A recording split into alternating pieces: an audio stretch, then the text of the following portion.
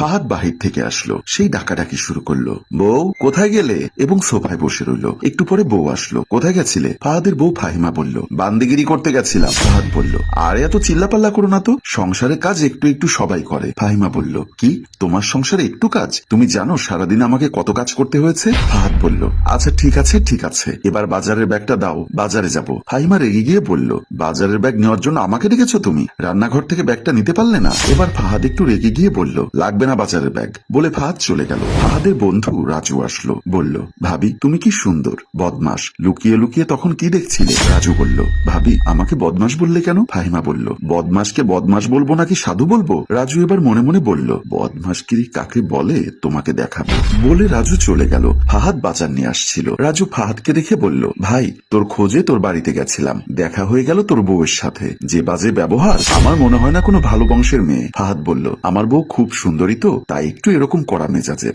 রাজু বলল, তোর বউ আর কি সুন্দর, আমার শালিকে দেখলে তুই পাগল হয়ে যাবি, এত বেশি সুন্দর, রহমতি চেহারা। এবার ফাহাদ বলল, আসলে কি তোর শালি সুন্দর? রাজু বলল, অসাধারণ, তাহলে একবার দেখাস তো।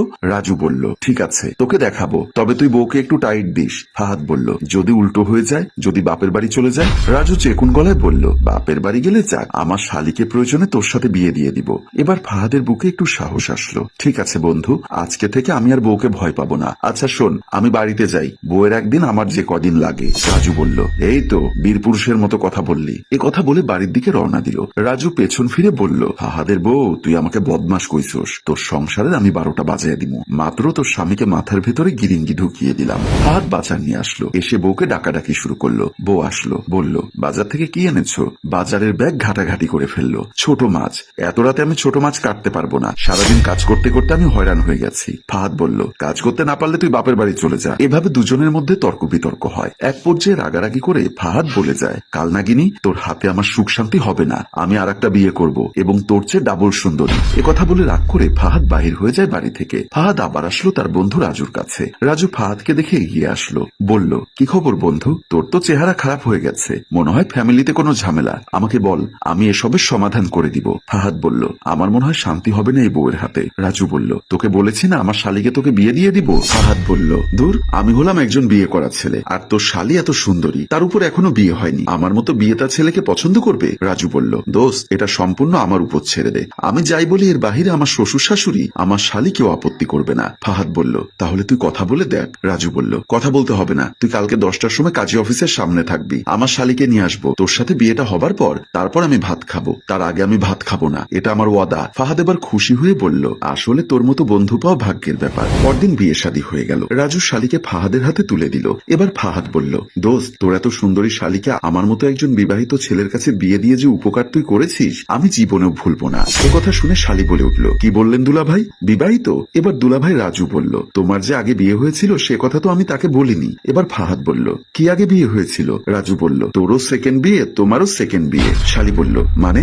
রাজু বলল, তোমারও 2 বিয়ে, তোমারও 2 বিয়ে, মানে সমান সমান। বাড়ি নিয়ে যাও তো এবার। ফাহাদ নতুন বউ জেসমিনকে নিয়ে বাড়ির দিকে রওনা দিল। বাড়িতে ঢুকে ফাহাদ বলল, এটা হলো আমাদের বাড়ি, আর আমার বউ ফাহিমার মেজাজটা আলিপ লাইলার কুটনির মতো, তুমি শুধু আমার সাথে সুন্দর করে কথা বলবে, আমি তোমার পক্ষে আছি, ওই বজ্জাত মহিলাকে শিক্ষা দিতে হবে। এবার জেসমিন মাথার কাপড় ফেলে কোমরে আঁচলের গিট মেরে বলল, আমিও কম নই, এটা আমার শেষ সংসার, আমি এটা শেষ দেখে নেব। এমন সময় রুম থেকে ফাহিম আসলো। দেখলো একটা মেয়ে তার স্বামী ফাহাদ একসাথে দাঁড়িয়ে আছে। মেয়েটাকে? ফাহাদ বলল, এটা আমার দ্বিতীয় বউ, তোমার সতীন। এবার ফাহিমা রেগে গিয়ে বলল, এই বেটি তুই এই দুনিয়া আর কোনো বেড়া দেখিস নাই? এবার ছোট বউ জেসমিন বলল, আমিও কম না, জামাই পিটায় এখানে এসেছি। ফাহিমা বলল, কি?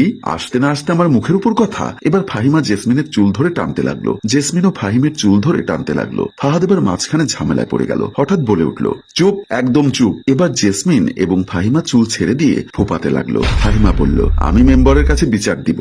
কথা বলে মোবাইল বের করে মেম্বারকে ফোন দিল। মেম্বার সাহেব বলল, আমি আসছি। কিছুক্ষণ পর মেম্বার সাহেব ফাহাদের বাড়িতে আসলো। কি সমস্যা তোমাদের, কি হয়েছে? ফাহিমা বলল, আমি ফাহাদের বড় বউ, আমার অনুমতি না নিয়ে আর একটা বিয়ে করেছে। মেম্বার সাহেব বলল, বুঝেছি। এবার জেসমিনকে জিজ্ঞাসা করলো, তুমি কি জানতে ফাহাদের আর একটা বউ ছিল?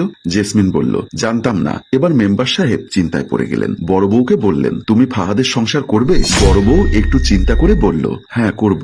এবার ছোট বউয়ের কাছে জিজ্ঞাসা করলো, তুমি কি ফাহাদের সংসার করবে? অবশ্যই করব, সংসার করার জন্য এখানে এসেছি। তাহলে তোমাদের ঝামেলা তোমরা মিটিয়ে নিও, আমার আবার কাজ আছে পরিষদে। কথা বলে মেম্বার এবার ওখান থেকে চলে গেল। এবার ফাহাদ ছোট বউকে নিয়ে তার বেডরুমের দিকে গেল। বেডরুমে গিয়ে বলল, এটাই আমার বেডরুম, আর আজকে থেকে তুমি এখানেই থাকবে। এবার জেসমিন বলল, তাহলে তোমার বড় বউ কোথায় থাকবে? ফাহাদ বলল, ওর কথা বলে লাভ নেই, ওর সাথে আমার বিয়ে না হলে ভালো হতো। ফাহিমা আমার জীবনটা মশুরি ফাটা করে ফেলেছে। এমন সময় পেছন দিয়ে ফাহিমা আসলো, এসে খাটের উপর উঠে বলল, আমার খাটে আমি ঘুমোবো, এই জায়গায় কেউ বাহাদুরি দেখাতে আসলে চুল পরিমাণ ছাড় দেওয়া হবে না। জেসমিন বলল, এর মতো বাজে ফালতু মেয়ের সাথে কথা বলতে ইচ্ছা করে না, তুমি ঠিক করে দাও কে কোথায় থাকবে। এবার ফাহাদ বলল, তুমি বড় বউ, অনেকদিন এখানে ঘুমিয়েছো, আজকে ছোট বউ জেসমিন খাটের উপর থাকবে, তুমি নিচে থাকবে। ফাহিমা রেগে গিয়ে বলল, আমি জমিদারের মেয়ে, তোমার সাথে বিয়ে হয়ে আমার জীবনটা সর্বনাশ হয়ে গেছে, আমি নিচে থাকতে পারবো না। এবার ফাহাদ জেসমিনকে বলল, তাহলে তুমি নিচে থাকো। জেসমিন বলল, আমি নিচে থাকবো না, আমার বাতের ব্যথা আছে। ফাহাদের খুব যন্ত্রণা হচ্ছে, খুব টেনশন লাগছে। মনে মনে ভাবলো, একটা বউ ছিল, যন্ত্রণাও একজনের ছিল, এখন দুটো বউ, যন্ত্রণাও ডাবল হয়ে গেল। এবার ফাহাদ বলল, দুজনে কথা শোনো, আমি থাকবো নিচে, তোমরা দুজন থাকবে খাটের উপরে, মাঝখানে থাকবে কোলবালিশ। এ কথা বলে ফাহাদ দ্রুত কোলবালিশটা নিয়ে মাঝখানে পার্টিশন করে দিল। ফাহাদ নিচে এসে শুয়ে রইল। এর ভেতর দুই বউয়ের ঘুম চলে আসলো। ঘুমের ঘরে একজনের গায়ের উপর আর একজনের হাত দিল এবং মাঝরাতে দুই বউ খাটের উপর বসে তর্কাতর্কি ঝগড়া লাগিয়ে দিল। ফাহাদ ঘুম থেকে জেগে দেখলো দুই বউ প্রচন্ড রকমের বাড়াবাড়ি করছে এবং বিশ্রী বিশ্রী গালিগালাজ। ফাহাদ মনে মনে ভাবলো, যাক বাবা, এতদিন পরে বুঝতে পারলাম আমার উপর যাওয়ার সমস্ত যন্ত্রণা দুই বউ ভাগাভাগি করছে, এবার আমি শান্তিতে ঘুমোই, তারা মারামারি করুক। বলে চাদর মাথার উপর টেনে দিয়ে নীরবে ঘুমিয়ে পড়ল। দুই বউ ঝগড়া করতে লাগলো। সম্মানিত ভিউয়ার্স, আমি মঞ্জুর মোর্শেদ মনে করি আমাদের সমাজে একটা কথা আছে, পাগলদের নাকি পানিতে ফেলতে হয়। ফাহাদের অবস্থা এরকম হয়েছে, এক পাগলের কাছে আরেক পাগল এনে রেখে দিল, এখন দুই পাগলে পাগলামি করছে। ফাহাদ নীরবে ঘুমোচ্ছে। ভালো লাগলে মিউজিক প্লাসের সাথেই থাকুন। ধন্যবাদ।